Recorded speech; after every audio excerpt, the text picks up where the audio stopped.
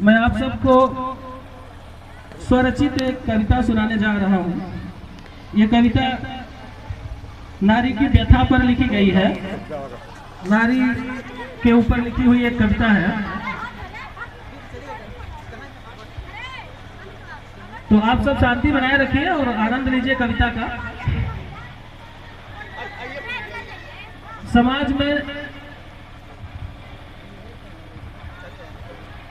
समाज में नारी का क्या महत्व है, नारी का क्या स्थान है, उस पर एक कविता है। अच्छा लगे तो समर्थन चाहता हूं सभी का। हमारे देश के प्रधानमंत्री श्री नरेंद्र मोदी जी भी बेटी बचाओ और बेटी पढ़ाओ अभियान को आगे बढ़ा रहे हैं। तो इन चीज़ों को आप अच्छे तरीके से देखिए कि इस कविता के माध्यम से एक संदेश है, इस समाज को संदेश है। तो कविता का प्रथम पंक्ति इस प्रकार है। तप त्याग रहा गौरव मेरा, तप त्याग रहा गौरव मेरा। नारी का कहना है, ध्यान से समझिए। तप त्याग रहा गौरव मेरा, ममता समता की तरलता है। जग फिर भी लाखों प्रश्न जड़े, दामन पर मन को खलता है, दामन पर मन को खलता है। नारी कहती है, मैं नारी हूँ जग मुझसे है, मुझ में ही तो कल पलता है। कुछ प्रश्न मेरे अस्तित्व से हैं, देखूं जग कितना उबलता है। सौ बात सहूं कुछ भी न कहूं, कैसी ये मेरी विकलता है। सब पा भी लिया कुछ है भी नहीं, कैसी ये मेरी सफलता है। सब पा भी लिया कुछ है भी नहीं, कैसी ये मेरी सफलता है। मनु से मैं सूत्र रही नर का। मनु मतलब जब संसार का उद्भव हुआ, संसार के प्रथम व्यक्ति मनु ही माने जाते हैं। तो नारी का कहना है कि मनु से मैं सूत्र रही नर का, नर कुंजर सा क्यों कुचलता है। मैं विफल रही अपने पथ पर, या मानवता की विफलता है। जग जननी मैं कहलाती हूँ, जग युगों से मुझको छलता है। पर तन मन अर्पित पर जीवन पर, क्या यही मेरी असफलता है। जीवन में प्रणय भरा मैंने, महिधर सा कष्ट पिघलता है। आंगन महकाया सदियों से, क्या यही मेरी निर्बलता है। नन्ही सी कली न खिल पाए।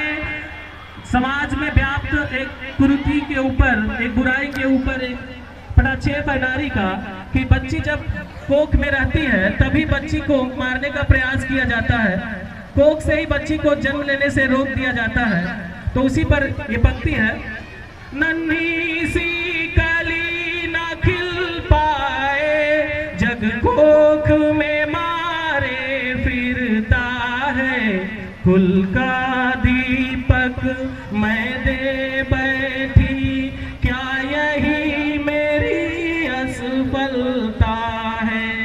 कर सोच प्रखर कहती हूँ मुखर, देखो क्या जग में चलता है। कर सोच प्रखर कहती हूँ मुखर, चलता है, अब चुप ना रहूं, 100 बात कहूं, जग जलता है तो जलता है। जग जीवन में जब कष्ट पड़े, नारी कहती है कि मनुष्य के जीवन में जब कष्ट पड़ता है, एक आप छोटे बच्चे रहते हैं, जब आपके ऊपर कष्ट पड़ता है तो सबसे पहले मुंह से माँ ही निकलता है। तो जग जीवन में जब कष्ट पड़े, तब मुंह से माँ ही निकलता है। जब तुम चलना सीखे बोलो, क्या खुद से पैर संभलता है। तुम भूल गए अमृत रस मेरी छाती की अविरलता है। जिसको पी कर जग सबल हुआ, गाता फिर अपनी प्रबलता है। सम्राट शक्ति संपन्न वही, जो रखता सैन्य कुशलता है। राष्ट्र शक्ति का द्योतक उसकी, अपनी सैन्य सबलता है। सम्राट से ले सैनिक तक सब नारी की कोख में पलता है। फिर नारी निर्बल कैसे है, जब शक्ति उसी में फलता है। जग अबला कह उपहास करे, मन छलनी हृदय दहलता है। मेरे कष्टों को बयां करे, मेरे नैनों की सजलता है। हर युग में अग्नि परीक्षा क्यों, सीता की रही विवशता है। एक फिर से पटाक्षेप है समाज पर नारी का कि हर युग में स्त्री ही क्यों अग्नि परीक्षा दे। क्या नर का क्या इस पर कोई जिम्मेदारी नहीं बनती कि वो इस अग्नि परीक्षा में खुद को आहूत करे। तो हर युग में अग्नि परीक्षा क्यों, नारी की रही विवशता है। क्यों पुरुष नहीं है कसौटी पर, कैसी जग की समरसता है।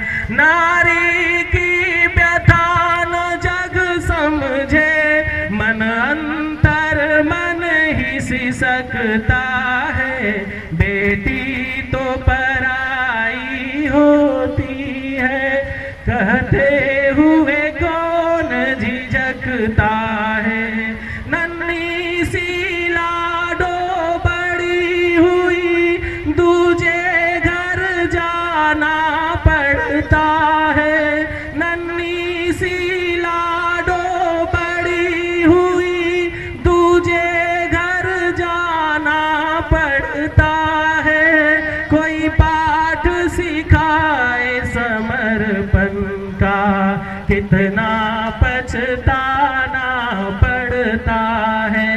इस पर भी एक छोटी सी बच्ची जब बड़ी हो जाती है, अपने घर को छोड़कर ससुराल जाती है, और उस पर उसके इस समर्पण को कोई नीचा दिखाने का कोशिश करे, तो उसी पर ये लाइन है कि नन्ही सी लाडो बड़ी हुई, दूजे घर जाना पड़ता है।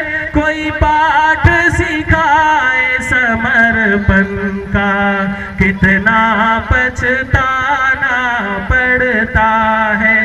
ये कैसा सामाजिक बंधन, मेरे अधिकार निगलता है।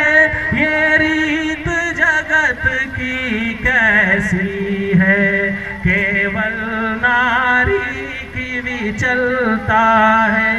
और अंतिम पंक्ति, नारी कोई वस्तु नहीं जग में, तप त्याग समर्पण आशा है। नारी कोई वस्तु